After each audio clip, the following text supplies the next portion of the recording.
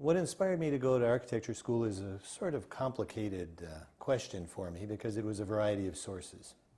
My father always wanted to be an architect. He ran a gas station in a small southern Minnesota town, but had always aspired to study architecture, but was unable to do so because when he came out of high school, the Great Depression was raging along in our country, and there was no money to go to school, and he ended up starting a small gas truck business to survive and raised a family, but always loved construction, and I think he saw in me his opportunity to become an architect, and so he encouraged me as a young man to study architecture, which of course meant in the 1960s that was the last thing I was going to study because my father wanted me to study it.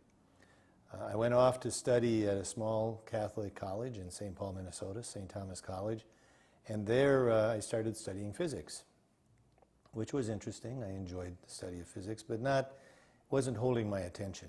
So the second year I was in college, St. Thomas College was an all-men's college, and my second year in college I went to the sister school, which is an all-women's college, and took all my courses there.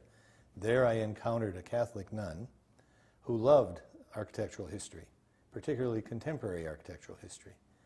And she loved to position the study of music with the study of architecture. And there she showed me the work of an architect by the name of Ralph Rapson, who was building homes and churches and all forms of buildings out of industrial building materials. And while I was growing up, my father, is one of the things that you do when you run a small business in a small farming town, is he ran a repair shop, but he also built butler buildings for farm buildings. And all of a sudden what I saw was this steel technology, industrial technology, being transformed under the hands of Ralph Rapson into these magnificent buildings, modern, industrial. They seemed to me to be a real step forward, a hope for affordable housing for people. And so I really had my enthusiasm lit.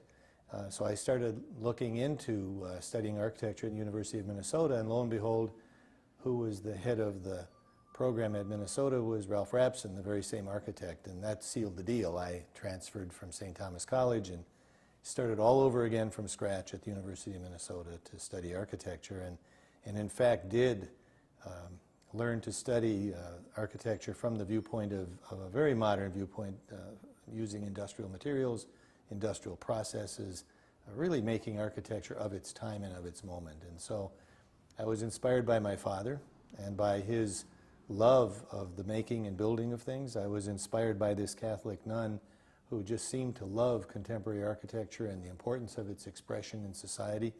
And then the work of Ralph Rapson that is just undeniable. And even today I have a book of his sketches close by my desk. And his spirit and his joy for the profession was just inspiring to any student who had the opportunity to come in contact with him. So my inspiration to study architecture came from those complex points of view, but also because I loved the study of history and made the connection between architecture and society and culture, and realized that architects, when they were doing their work properly, were in fact representing society for all time. And so my inspiration, and all of those sources, I might add, continue to inspire me. And so I'm here now in the role of the dean of a college, but those memories are fresh, and I use them in class, actually.